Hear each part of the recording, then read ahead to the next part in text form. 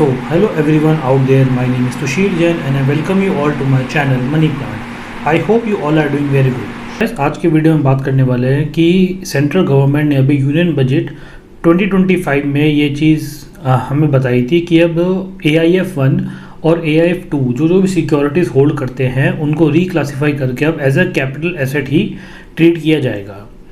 AIF के securities को capital asset treat कराने की वजह से अब जितने भी हमारे AIFs हैं which are alternate investment funds, अब वो FPIs के एट पार लेवल पे आ गए हैं, क्योंकि जो हमारी FPIs होती है उनकी सिक्योरिटीज़ को भी कैपिटल एसेट ही माना जाता है। उसी प्रकार से अब ऑल्टरनेटिव इन्वेस्टमेंट फंड की सिक्योरिटीज़ को भी कैपिटल एसेट ही माना जाएगा। ठीक है, अब एक छोटी सी हम इसका मतलब समझ लेते हैं कि हमारी जो AIF होती हैं वो क्या होती हैं।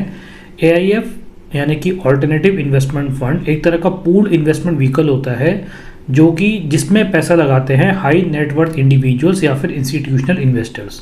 ठीक है, बेसिकली AIF और जो हमारे PMS यानी कि पोर्टफोलियो मैनेजमेंट सर्विसेज होती हैं उनको rich man mutual fund of rich man का टैग दिया जाता है। मतलब ये जो बहुत ही वेल्दी लोग होते हैं जिनकी नेटवर्थ बहुत ज़्यादा होती है, ये उनके लिए म्यूचुअल फंड्स होते हैं। जैसे हम जो रिटेल इन्वेस्टर्स हैं, हमारे लिए नॉर्मल म्यूचुअल फंड्स है जो हमारी एसेट मैनेजमेंट कंपनीज हमें ऑफर करती हैं, but rich man mutual funds हमारे AIF और PMS होते हैं। ठीक है, AIF जो है डिफरेंट एसेट्स में पैसे इन्वेस्ट करती है which includes real estate and startups.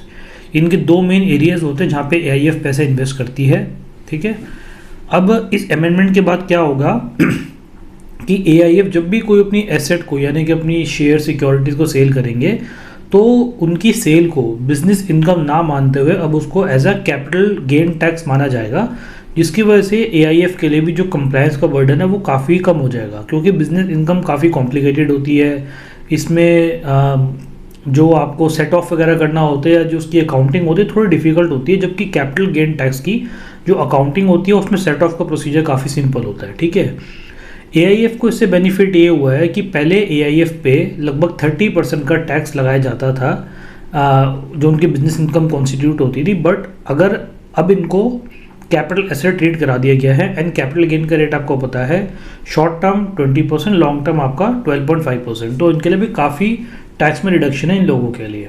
ठीक है, अब हम थोड़ी डेटा की बात करके चलते हैं। कैटेगरी 2 AIF जो है वो अभी सबसे लार्जेस्ट है, जिसमें 9.76 ट्रिलियन के कमिटमेंट्स हैं, मतलब जो इनको फुलफिल करने हैं।